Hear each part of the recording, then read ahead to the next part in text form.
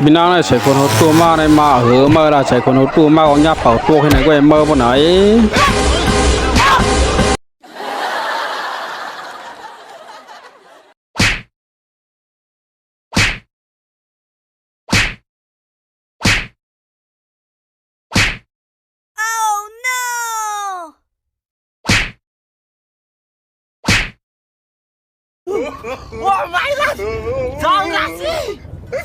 nhà mà bảoคนก็ตัวอย่างไอ้เมื่อปีนาเริ่มนาร้อนน่ะนะไอ้ยอไอ้แก้งนะอยู่มาเป่าคนตัวน่ะจะไล่ยังไงมาไอ้ไหนมันใครเป็นเหือมา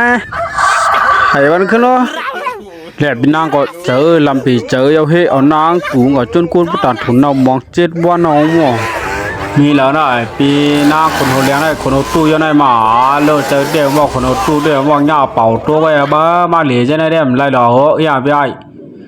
เป่าคนตัวไม่ขัดตัวอย่าได้เวลาที่เฮ็ดแค่ไรอยู่มาเป่าคนตัวได้มาจะไล่หรือจะไหนได้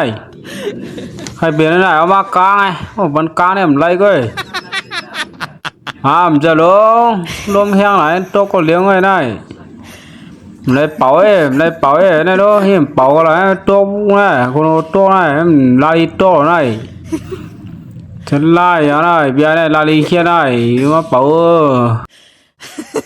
อย่าเปลาลีเฮลปีสองกำยากกินนะครับจนไหนนะอยู่มาเป่าคนหัวกันเลี้ยนให้ได้มันไล่เราได้ใครเป็นเหือมาฮะอยู่มาเป่าคนหัวได้เมื่อยมันจะก็เป่ามาทั้งตัวกล้วยไงมันจะก็เป่าดูเหือมังบัดแห่งก้ามแย่วันไหนก็มันจะก็เป่าในนี่ก็ดีก็เหือเมื่อลาก็รวมหัวได้เหือไล่ใส่ใจอยู่ให้ไหนกันดีๆไหนมามันจะไล่ยังไงนี่แล้วมาก็ลำห้ามันรู้เอาลำไผ่วันเหือเอาคนตัวมาก่อนนะลำไผ่วันว่าสาวได้ลำนี้ที่ไหนโอ้ยอย่างนั้นพี่ช่างเป่าคนหัวน่าอยู่มันตกมาหน่อยมันใจปีมันตกกล้วยมันก็นะมันจะร้องเนี่ยเป่าไว้ไม่นะมันจะกับมือละมันจะอย่าทางพิษมันจะน้ำมันจะปีก็น้ำมันจะปีก็น้ำมันตกกล้วยนั่นมันจะ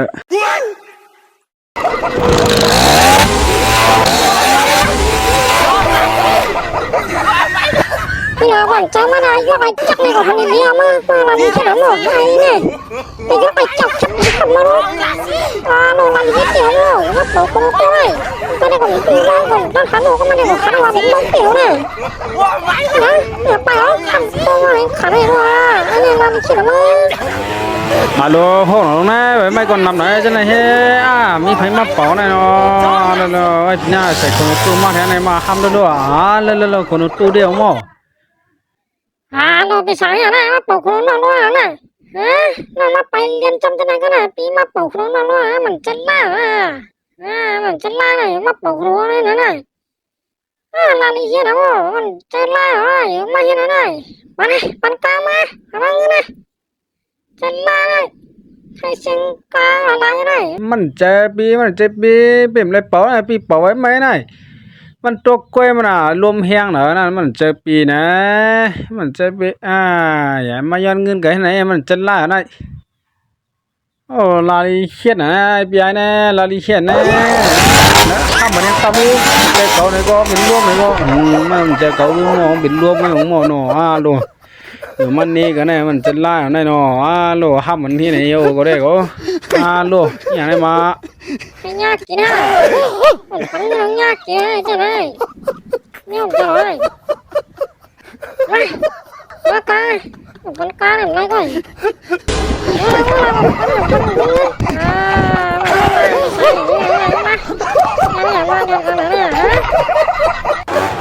อย่าไปนั่งสุดเตี้ยคนตัวนี่หว่าลูกคนตัวนะไอ้ยอกไอ้จักมาอะไรเป่าคนตัวอะไรผมจะมาเลยมาเป่าคนตัวในกลางไม่ได้ไอ้เรื่องนี้ไอ้มันหมดนะมิวผมจะนะโลปีศาจนาลีนะปีศาจไปมึงแล้วนะอยู่ที่นั่นกันนะให้มันเนี่ยมาจะเปี้ย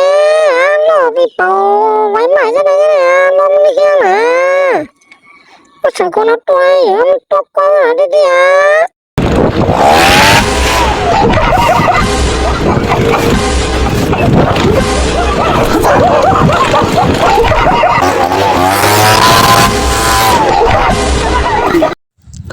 พี่ช้างยังอยู่มาเป่าคนนอกตัวให้หน่อยได้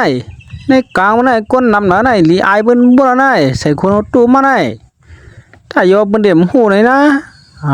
มันจะแหล่รวมแห้งไหนมันเลยเป่าไงเป่าไว้ไม่ก็ได้เป็นตัวใดตัวแห้งไหนเนี่ยนี่ดีก็เนี่ยนี่ดีก็หายไหนก็ได้ก็ได้มันเคยเป็นเหือไอ้มันเคยเป็นเหือไอ้ไม่อยากไปไหมไม่มังกันก็เลยมั้ยมิวผมจะได้อยู่มาเป่าคนตัวได้โน้ยแก้วว่าแก้วไต้มึงเหรอเนี่ยอยู่มาเป่าคนนอกตัวขี้ไหนเนี่ยลาลีเฮียนอะไรโน้ยมิวผมจะได้มั้ยอยู่มาเป่าคนตัวได้โน้ยอย่างไรมาอย่างมาเป่าคนตัวอย่างไรฮะหายให้มังกันมาถามพิษกันได้มาถามพิษนีได้อยู่มาเป่าคนตัวหน่อยได้อะไรมาเป็นไฟไม่ลุกกันเลยมาเนี่ยโลยมันเลยเป่าโลเป่าไว้ไม่ได้รวมมันแห้งมันตัวไปนะ